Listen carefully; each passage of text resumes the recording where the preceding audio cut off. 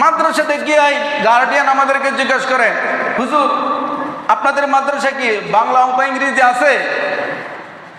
আমরা যদি বলি হ্যাঁ আছে, তাহলে তার সন্তানকে মাদ্রাসাতে ভর্তি করে। আর যদি বলি যে বাংলা অঙ্ক ইংরেজি দিয়া করবেন কি, মারার পরে তো কোরআন শিক্ষা লাগবে, তখন কিন্তু মাতা পিতা তার সন্তানকে মাদ্রাসাতে ভর্তি করতে চায় না।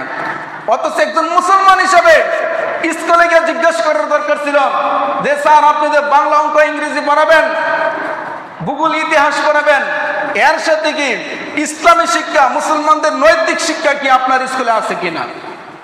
এ কথাটা তো কোনোদিন জিজ্ঞাসা করে না। যত দোষ নম্র ঘুষ মাদ্রাসাতে আজে বাজে কথা জিজ্ঞাসা করে।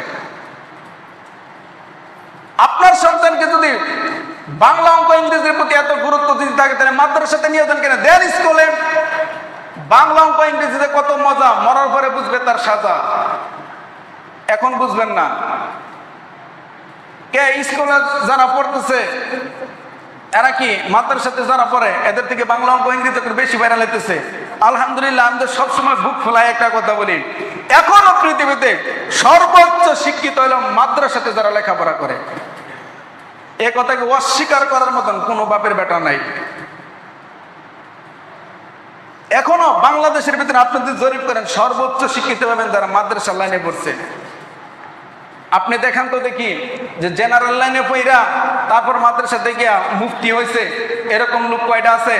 আর বাংলাদেশের ভিতরে মুফতি হওয়ার পরেও জেনারেলে গিয়া ডক্টরি পর্যন্ত পড়েছে। তাহলে আপনি কিসের সাথে কিসের তুলনা করলেন?